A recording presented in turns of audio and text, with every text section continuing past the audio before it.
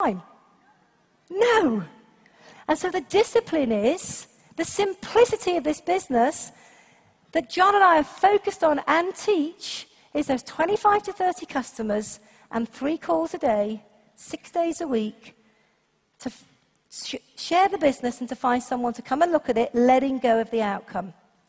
Now let me ask you a question. If you knew that was going to make you £250,000 a year within 5 years' time, who'd be doing it right now?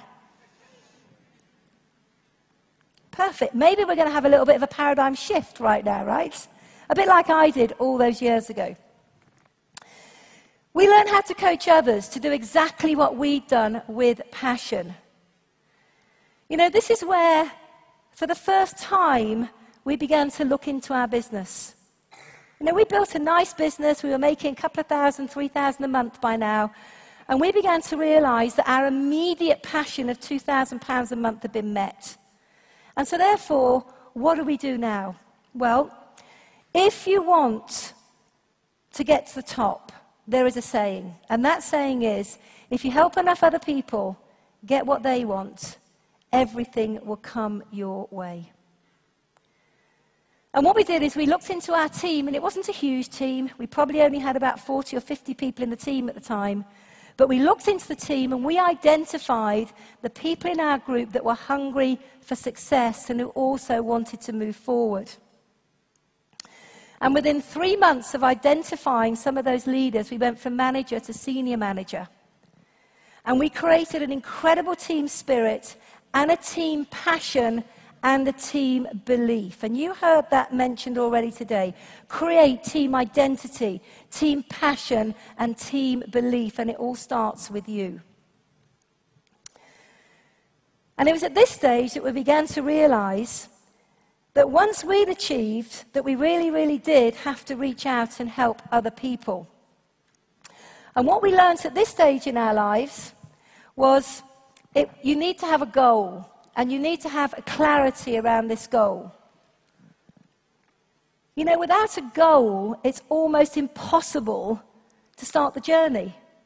It's almost impossible to start a journey if you don't know where you're going to. And I would suggest that most people in life, not just in Forever Living, have what I call a give it a go goal. And if we're being honest with ourselves, we've all had that attitude, that mental thought, I'll give it a go. How many people in this room have had a goal of I'll give it a go? Yeah? This is short term, and I'll give it a go goal has no passion to underpin it. So the best advice I can give you right now is to ask all of you to ask yourselves a question. And that is the question of, what do you want to do? What do you want to have? What do you want to become? What do you want to achieve? These are good questions to start asking yourself in order to identify what you are prepared to work for, not have a go for. And the kind of goal that I'm looking for you to identify is the kind of goal that gets your heart racing, that stirs your emotions, that makes your eyes cloudy with tears because you want this so much. Not the kind of goal that's going to move you in this room today, because we can all be moved today, because today's very uplifting, very inspirational. But I want to know what's going to move you when you're sitting at home on your own, on a grey day, it's raining outside, there's no Forever Living success day to inspire you, it's just you and your goal. And when you can identify a goal in that situation and connect with it, that's when we know that you will achieve. Because that is a goal that will become your passion.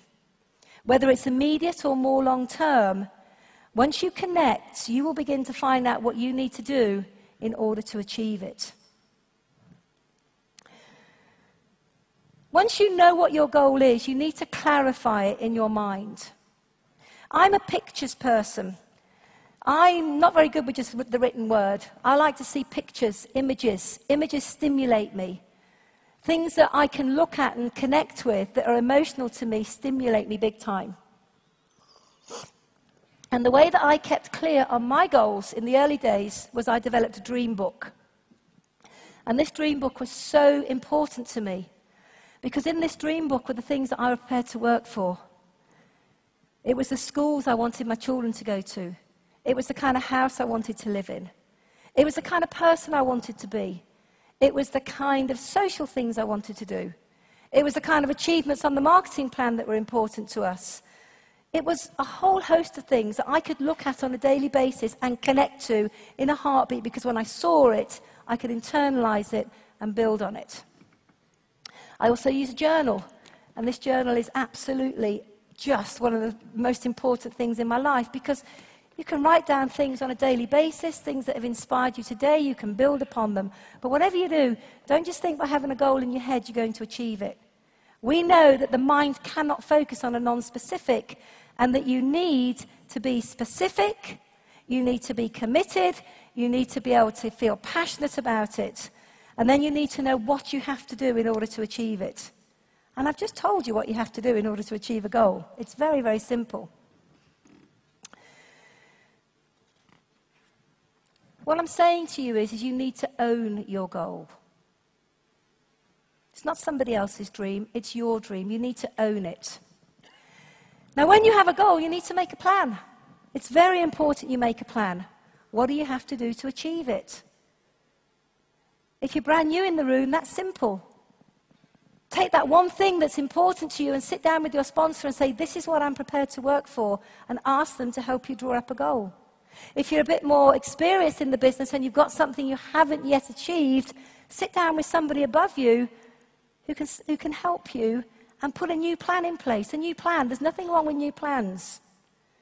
But basically what you have to do is you have to create a monthly, daily, weekly plan that's going to make your dream a reality. And if you're really, really on purpose, you have to be passionate about doing what needs to be done on a daily basis in order to get to where you want to be, without missing a day. If you miss a day, you've created a challenge. You can't get back time. If we don't do something today that we know in our heart of hearts we should do, we can't get back the moment. We can't get back time, so do it right now. Prioritize. Do what needs to be done. In August 1993, on the 13th, we registered with Forever. By the end of November, we were managers. By the end of March, we were senior managers.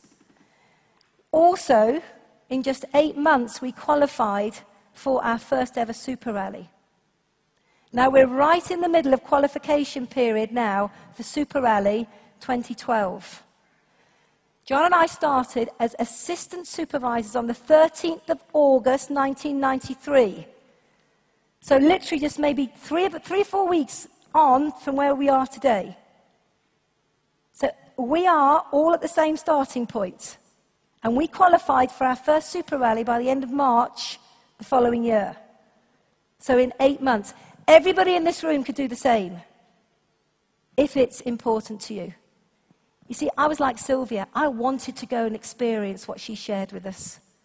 I wanted to go to the aloe fields. I wanted to go. I'd never been on a long-haul flight. I'd never been outside of Europe. Never been to America. I wanted to go so badly that I would work and work and work to achieve it. By the 3rd of September, one of my proudest goals yet, 1994, exactly 13 months after I joined the business, our 2 youngest sons started private education in one of the top schools in the UK. And to this day, it's still one of my proudest achievements. Why did I achieve it? Because if any of you had known me in that period, you would have known I was all-consumed, passionate. If you think Jayne was passionate, he's nothing compared to where I was. Nothing. I ate it, dreamt it, slept it. It was all over me. I was not going to let this goal slip through my fingertips. I would do anything. And my plan was detailed down to the last bottle of aloe vera gel I had to sell on a daily basis in order to create momentum to get the kids into school. To this day, it's still one of my proudest achievements. And by the end of October, we had level 3 car plan. You could say that we'd had a good first year in Forever, But why did we have a good first year? Because we were so passionate about what we were doing. That's the key. We were completely and utterly passionate about what we were doing. So what then? What happens then? Well, interesting question. Okay, so we had a great year, but we weren't financially secure. We were not top distributors or even near the goal of having complete financial independence. And this is where you need to have a goal beyond a goal. You see, my drive was to get the kids into school, but once I'd achieved it, what now? And I see this happening to a lot of people. Once they've achieved a goal, it's become all-consuming to them. They achieve it, and then what do? They go, huh, how many of you done that? I did it. And I learned now that you never have a goal that's finished. You have a goal beyond a goal, beyond a goal, beyond a goal. Because life is a journey, and it's there. It's there for you to be on that journey. So, it was no longer just about the money. Okay, we needed money, and we had now a good income coming in forever. But now we needed other things. I was educating the children, we got a nice car, we'd achieved on the marketing plan, and we were doing okay. Comfortable. But comfort isn't exciting, is it? Who's comfortable in this room? Comfortable. Comfortable? Excited? No. It's not exciting being comfortable, is it? It's all right, it's a bit boring, really. But then it suddenly hit me in forever. I had one of those moments where I took a moment to reflect on this amazing industry, and it hit me. It hit me that in our industry, there's no glass ceiling. That's what hit me. There's nobody holding me back. There's nobody telling me that I've got to be comfortable. In fact, quite the opposite. What people were beginning to tell me is, where can you go? Where can you take yourself? And I suddenly realized that if I wanted to achieve real greatness, and boy, I wanted it, then I could only do that by helping potential leaders and helping them to achieve all that was important to them and truly leading by example, not from the back, but right up front at the coalface. And then I knew if we could help other people, we could become sapphire, and diamond. And suddenly my passion changed. And I realized that by helping enough other people, that, you know what, we could achieve everything on this marketing plan. I was no longer the issue. It was now all about helping other people, and I had another paradigm shift. Someone once said to me, chase money and money runs. Chase success and money comes. I love that. Chase money and money runs. Chase success and money comes. So now my next passion was to become a student. To really learn how to be the very, very, very best that I could be. Are we on the right slide, Paul? Okay, was to become the student and be the very, very best that I could be. How was that going to happen? You heard Pastor Jayne say it earlier. My library was as big as his at the same time in my FLP career. I couldn't soak up enough information. I was hungry to learn. I hung around those that had what I didn't yet have. I looked for a mentor. It was all consuming for me to become a good leader.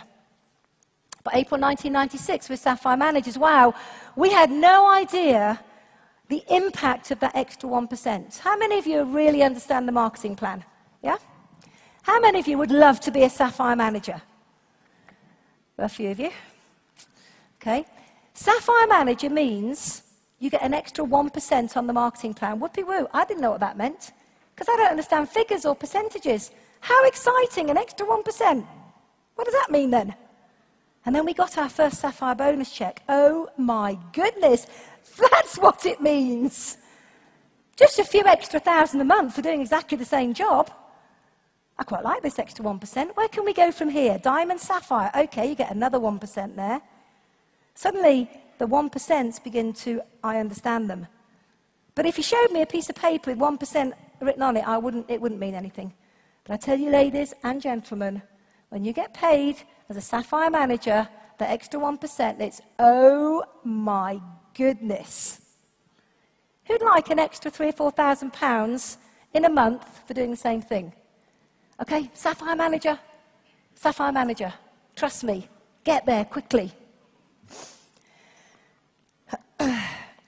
We'd also gone to our first ever World Rally with Forever Living.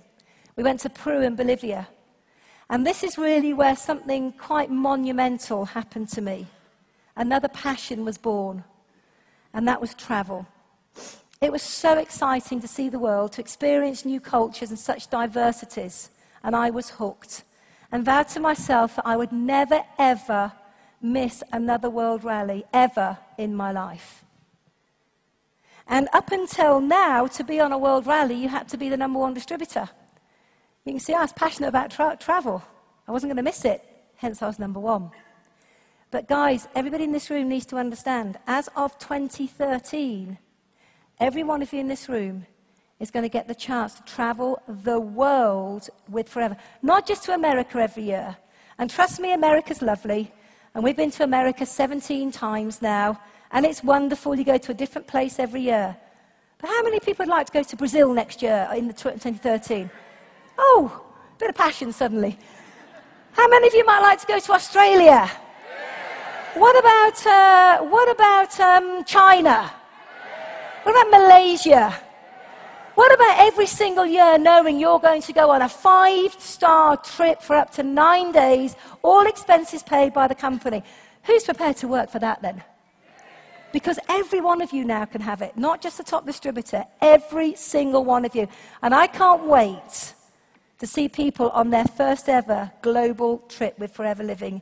It will change you forever. Forever. In 1996, something else also happened in the UK that made all the leaders, and dare I say maybe particularly John and myself, look and think even bigger than we had ever done before. And that was that the UK qualified for profit share.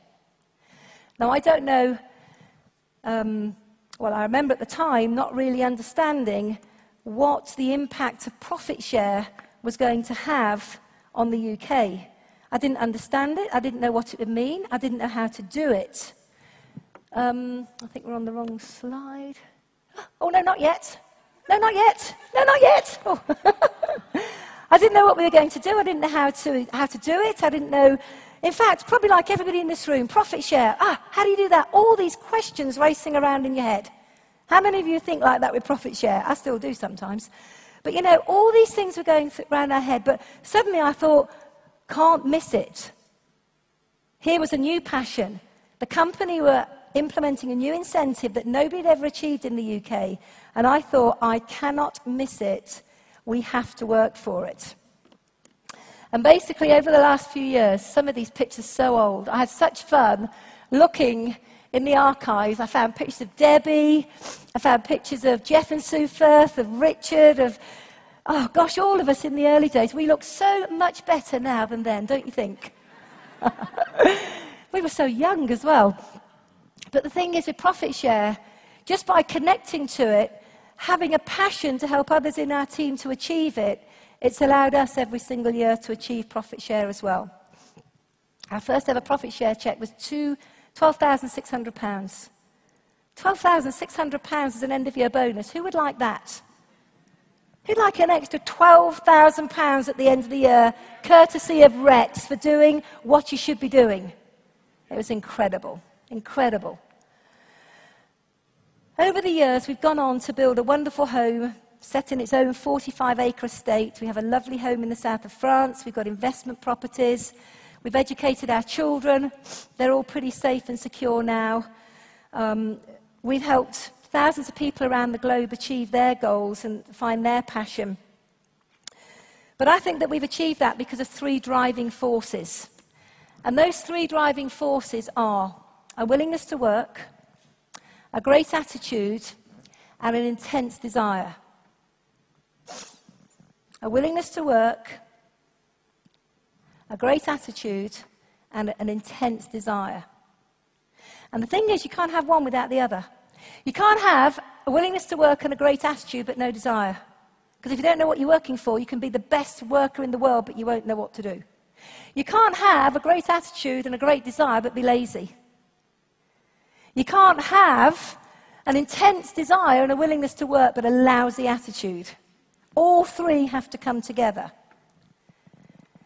All three have to come together. And these three fundamentals we share with our team at all times. The sadness is that most people apply these to a job, but they don't apply them to their forever businesses. That's what's really sad. There's no security in a job. There's no lifestyle in a job. There's no freedom in a job.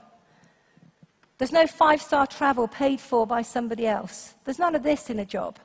We all need a job at some stage in our lives, but what we should be really working on with passion and these three driving forces is our forever businesses. Remember that. So, passion can energize every aspect of a person's life. And I saw that quite clearly today with Sylvia Chukwemeka. She gave the most amazing presentation today on the rally and what it meant to her. And it took me right back to my very, very first rally to America. I came back a changed person. And I think it was that rally that was the catalyst to us really springboarding forward in our business. Passion is the first step to every achievement. The only way you can achieve anything of significance to you is to really want it. Take a minute to think about something you may have achieved in your life outside of forever. Could it be that you ran a marathon, or you passed your driving test, or you had a child, or you got married, or you won something? Think about something you've achieved outside of forever, and remember how you felt when you were achieving it. Did you achieve it because you were giving it a go, or did you achieve it because you were passionate about it? Passion will increase your willpower to do whatever it takes. And frankly, today, Pastor Jayne, what can I say? I mean, he really sums up this point. Passion will increase your willpower to do whatever it takes. He wanted his girls in that school. He wanted them in that school. He was so passionate about it that failure was not an option. You see, here's the thing. You have to have an inner desire. Because we can motivate you at days like this, but motivation wears off quickly, doesn't it? I mean, the amount of times that people have probably been to an event, and when they go out to that event, they say, that's it, I'm going straight to the top. Straight to the top. Straight to the top. God, next week I'm going to be a triple diamond Jubilee quick Starship Commander. And then Monday morning happens, you make your first phone call, someone says no, and you go, ah! And what happens? Nothing. Nothing. You fall back into old habits.